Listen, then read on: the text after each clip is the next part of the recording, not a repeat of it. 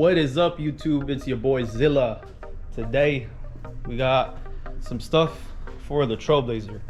Yes, I know it's been a lot of stuff for the Trailblazer lately, but if you guys might have seen the last video, we did lose the transmission. So what that means is time to do a swap. We were gonna do like a stage build, like a stage 1, stage 2 rebuild on the 4L70, but I don't want to take my chances because I eventually do want to start towing a small trailer, not a small trailer, but like, yeah, a trailer, a flat trailer. Start towing the Z around, and maybe potentially the K1500, which I highly doubt because it's too much weight for the Trailblazer. But with that being said, I eventually do want to start hauling with it. So the best bet to go with is the 4L80, which I do have one right here, and it came off of a running express van, the GMC express vans. So we're gonna start cleaning it up. I do have my 2800 stall built torque converter, so we're gonna start doing some measurements. I gotta get the flywheel too, which I should have here in my freaking monstrosity of LS parts, VQ parts, and some random stuff from big blocks and small blocks. So I just gotta look in here. I do have a flywheel for a 6-bolt, since the Trailblazer came with the 3-bolt flywheel. What I mean by that is, I'll show you right now. And then also, I think that's it. Yeah, I think that's it. So let me start prepping everything. Let me start matching up the torque converter, making sure everything goes in properly, smoothly, and then we can go ahead and fill her up with oil. And that should be it as far as today, unless something else comes up into mind. So pretty much same concept. This torque converter is gonna go in this right here, and it takes about, I think it's 2 or 3 steps into it, and you'll feel it. You'll feel it go in, you'll actually hear it too. So let's go ahead and try that out right now. Let me move the transmission over here, cam a little bit like that. Put this bad boy, and I'm trying this without oil in the torque converter because I don't want to make a mess right now. Now again, I'm just testing everything out, making sure everything goes in smoothly.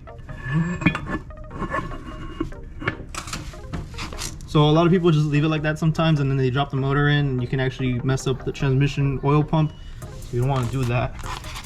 So pretty much spin it. So there's 2, and I think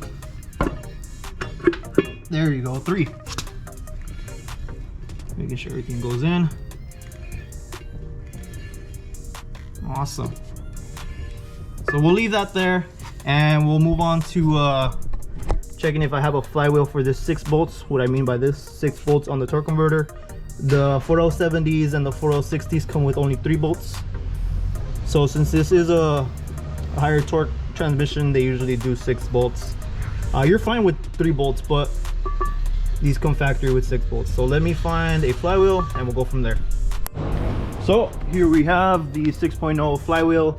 Actually, I believe it came off this transmission as well when we got the swap, and my pops was nice enough to mark it 6.0.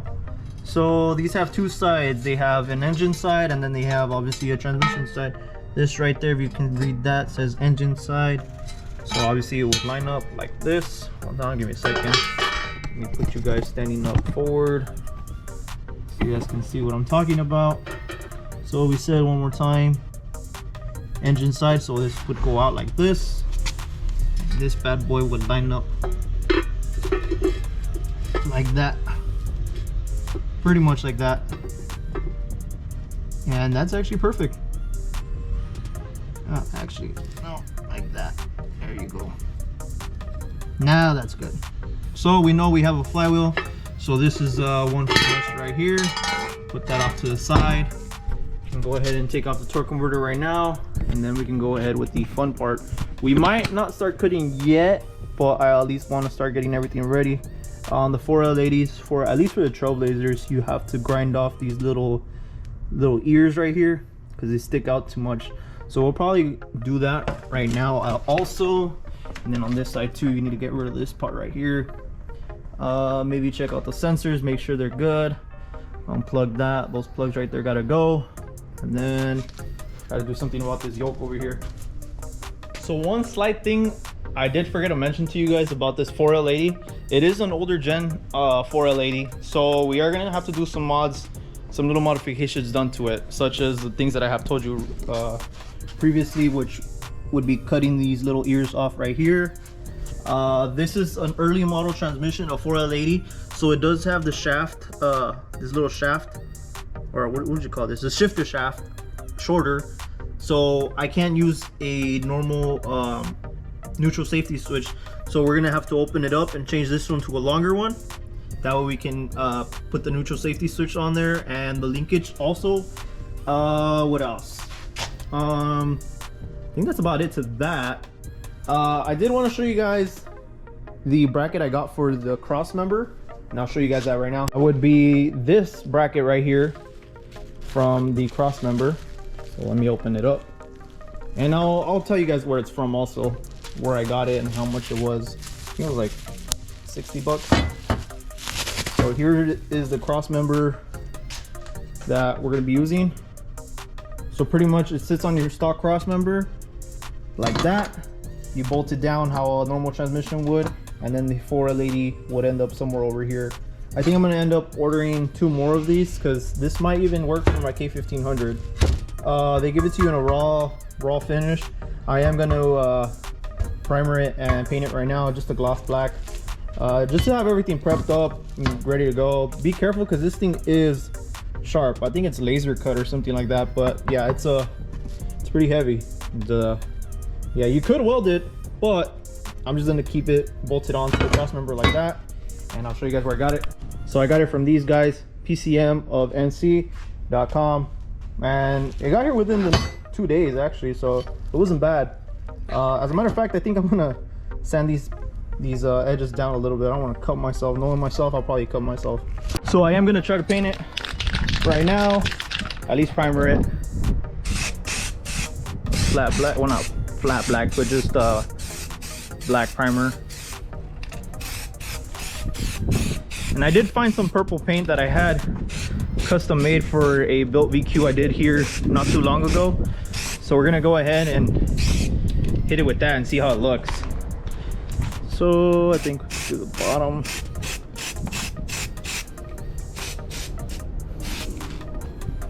Gotta use some good primer too, make sure this paint don't fall off, which it is. I know it's gonna get scratched up, so I'm not looking for the best paint job. So let that dry, we'll come back to it. So I got ahead of myself and I already painted and clear coated the plate, and I went with Purple Rain. Sorry, that's the name of the paint, only because the engine bays, or not the engine bays, some accessories in the engine are that color purple. If you guys remember, I do have purple accents in it. Valve covers, valley cover, alternator bracket, and then I think that's it. But yeah, pretty much the theme of the truck is black and purple, so check that out. Although you're never gonna see it, but still, it's gonna look pretty. I don't know if I mentioned this already, but I am gonna build a 5.3 on the side. It's gonna be a stock bottom end, stage 3 cam, ported heads, and then obviously not built, but well, yeah, I guess you can call it built valve train with the tuning kit, dual valve springs, and then obviously the ported heads. So I'm just gonna have this 5.3 on the side, just on the side. So if anyone wants to come in for a LS swab, let's say they want a stage 3 cam, build stage 3 cam, well, I have one ready to go. And then it'd be nice to have one on display because I don't really have that many motors on display. Yeah, I have the stock ones that I need to take apart, like this VQ30, or actually VQ37 VHR, just been sitting here for a minute. Blown K20, another K24 that I need to take apart for a K24 K20 build that is going to be happening soon on the channel. I'm just waiting for a couple parts that we missed. And then this B18, or I think it's a B20, built B20 that we have here, we're just waiting on the head so we can complete the build. I like to ceramic wrap them, that way nothing dirty gets in them, and you know, no oxidation, no water by anything actually, so they're just nice and sealed up in there. But yeah, so I am gonna have this 5.3 build on the side. Let me know if you guys want to see it, because I do have some parts coming in for it. So I'm not in a rush to build it, but if you guys want to definitely see it, I will definitely record it and document it for you guys. Whoever wants to build their own LS at home, probably do a little how-to. So it is going to use a stock bottom end, stock rod, stock pistons, obviously better rings And bearings, I'm going to be using ACL bearings, and then I'm not sure what rings I'm going to use yet. And then obviously cam bushings too. And yeah, I'm definitely going to use my custom cams, probably a 282 or 292, maybe even bigger, depending how I feel. But yeah, stay tuned for that one. So here we are next day at the shop, still at the shop. I took out the Z from where I had it parked because she was looking a little too dirty, and it rained the other day, so yeah, it was looking really bad. So I can't neglect this car because exactly 2 weeks from now we're gonna be tuning her with admin, and time to get her back on the road. So I feel really bad neglecting this car, especially because I mean she's just been sitting here and she's supposed to be my pride possession. But yeah, I'm gonna start washing her down. She had a thick layer of mud on top of her, so I'm gonna start cleaning her and yeah, get these wheels back up to shape and the front wheels back up to shape. And this, oh my god, this lens, look at that. This one's not that bad, but look at that. Oh my god, Jesus Christ, very neglected. So here we go. So we got her rinsed up a little bit, but before that I had thrown a layer of not soap but just car shampoo on there, one that I didn't really use anymore. So oh, look at that baby spider.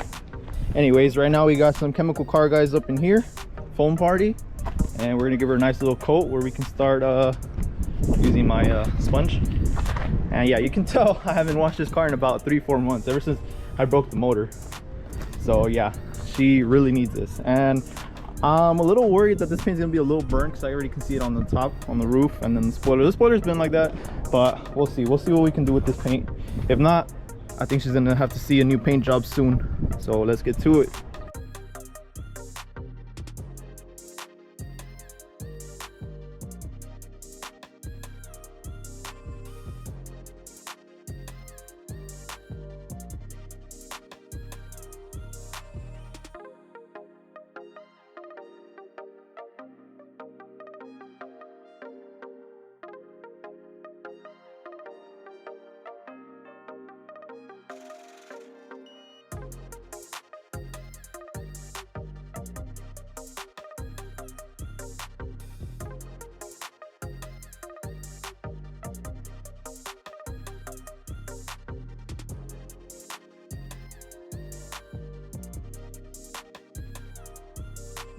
So bad news is I forgot my my spray wax. So yeah, it's gonna be all stained with water spots and residue. So I'll probably go buy some later and do it later on in the night because the sun is hot right now. Look at the sides. It dried up quick. So yeah. So I've had a couple people ask me like, what do I do in this situation where my headlight looks like this and I don't want it to look like that? A lot of people use toothpaste. And let me tell you right now, we're not wasting toothpaste because toothpaste be expensive. So what I like to use and what I've been using in the past years is, the bottle looks ugly, but it's a silver billet all metal polish. And let me tell you, this thing works miracles. So hopefully, I haven't used it in a while, as you guys can tell. So we're gonna use it, buff it out a little bit with a rag, and then that should be it. Should give me a better look than what it has right now. Eventually later down the road, I'm gonna get the Mishimoto lenses. If not, I might just sand these down and clear coat them myself, like we did on the TT. So let me show you how I'm gonna do it. Hopefully the camera stays there. But anyways, the tip got clogged a little bit. So what I'm gonna be doing is putting some down on the headlight. Sorry if you guys can't hear me, but I'll try to talk as loud as I can before I start yelling. So I'm just gonna start working this in with my finger, and I can already tell it's removing some of that oxidation on the headlight. So here we go. Let's work it in nice and neat like that. Work on your finger game. Not that I'm trying to implement something, but work on your finger game. You know, little motions like this, little circle motions. Yes, yes, yes. Little circle motion gets the job done very quickly. So rub all that white stuff off with the rag, and And again, we go back to the circle motion. Everyone knows the circle motion. Nice and neat. There we go. We put that in. All around the headlight. This isn't a DIY channel either way, so don't start blasting me on the channel, on the comments. So now we can, once it starts drying up, start scrubbing it in a little bit harder. And you go from smooth to a little more rough. Here we go.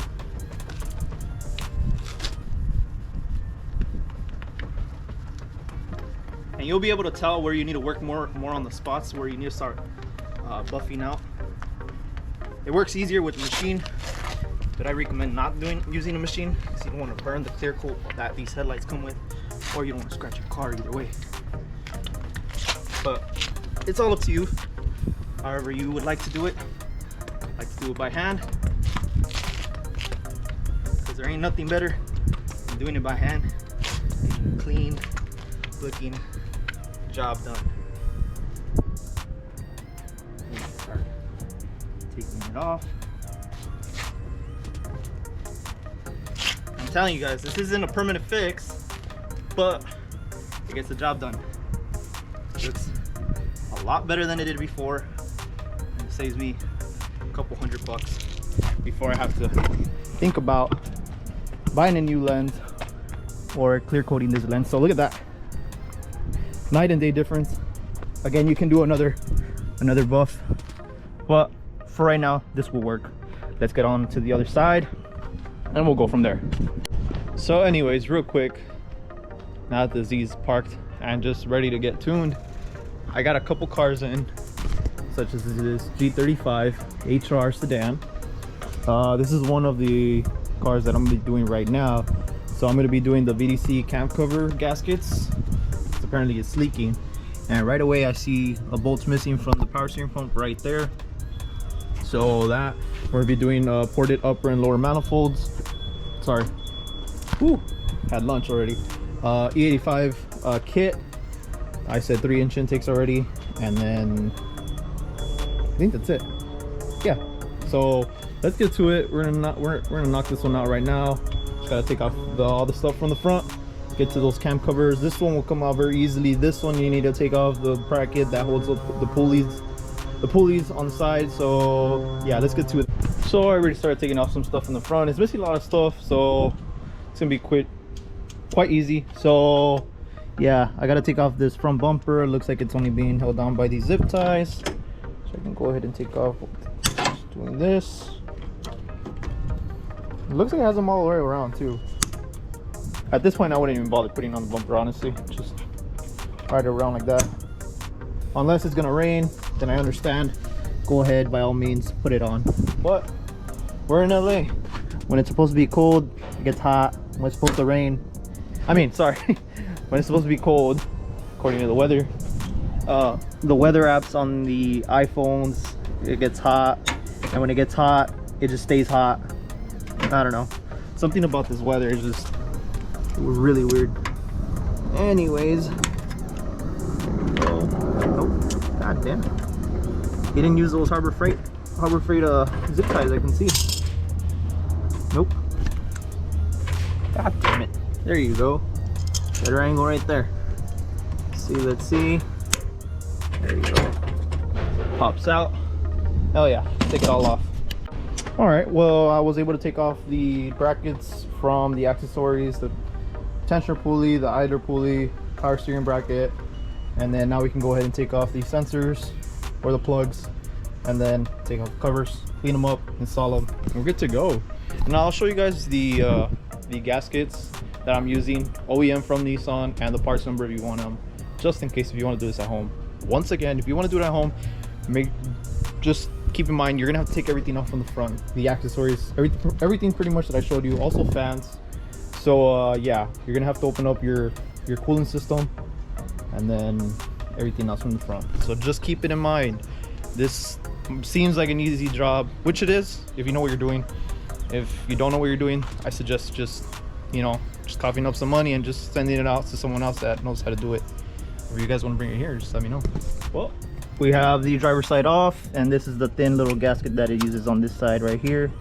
Be careful not to cut yourself with this metal gasket, because trust me, I've cut myself in the past with this and it hurts. It's a small little cut, but it hurts. It hurts.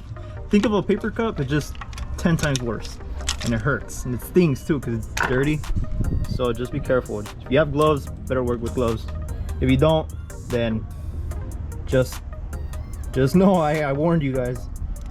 Which I already feel like I'm gonna cut myself, I'm not gonna lie. Just grab this rag. They're really sharp too, especially if they're old. Especially on this little corner right there, that little corner right there, that little sucker will cut you up. So let's throw this away since this one doesn't work no more. This is for this side right here.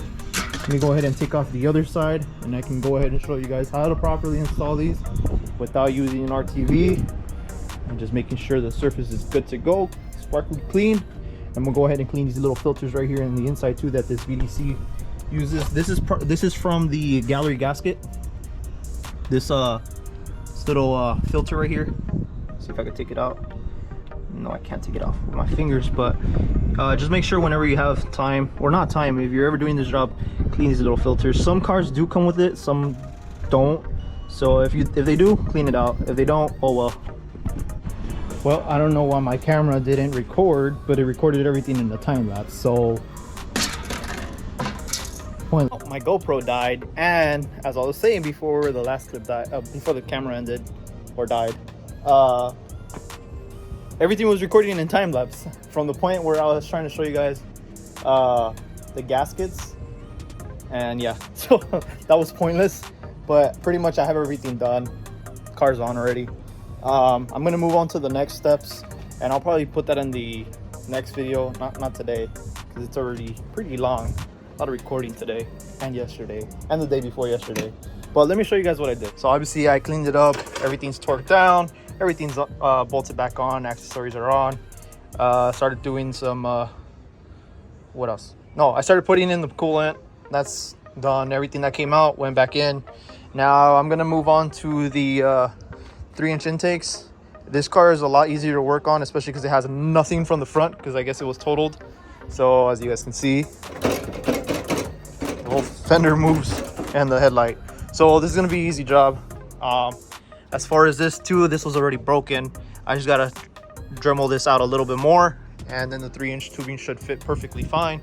But yeah, so for the transmission, it's very simple. These transmissions don't have any